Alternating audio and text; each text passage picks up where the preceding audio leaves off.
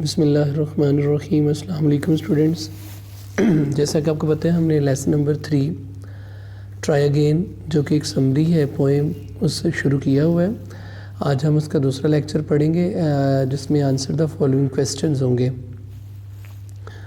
तो पहला क्वेश्चन है हमारा, what is the lesson taught in the first stanza, कि पहले स्टैंजे में क्या सबक सीखा है क्या सबक पढ़ा है।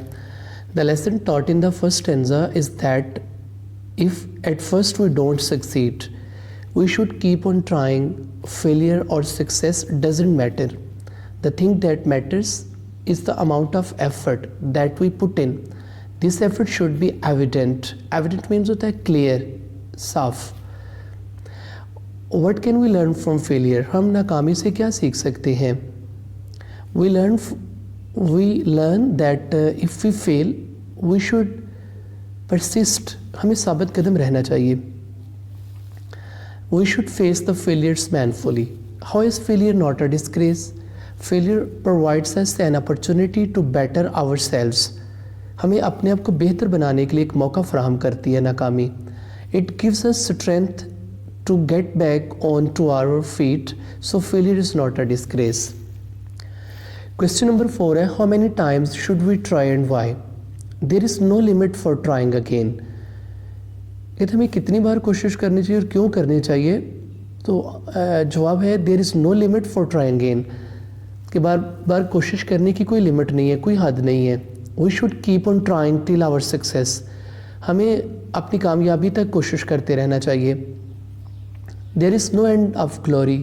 Therefore we should go on trying until we succeed. Next question है, what should we do if we find our task hard. अगर हमें अपना काम मुश्किल लगे तो हमें क्या करना चाहिए? If we find that our task is hard we should try again. We should be steadfast as well. Give an example of struggle from your life. आप खुद से ये एक एग्जाम्पल अपनी ज़िंदगी की कोशिश के बारे में लिखें। नेक्स्ट हमारे क्वेश्चन है, ब्लॉक क्वेश्चन दिए होते हैं रीडिंग के पोएम के अंदर यूज़ किए होते हैं। तो क्वेश्चन नंबर 1 है, what is the word persevere mean? साबित कदम रहने का क्या मतलब है?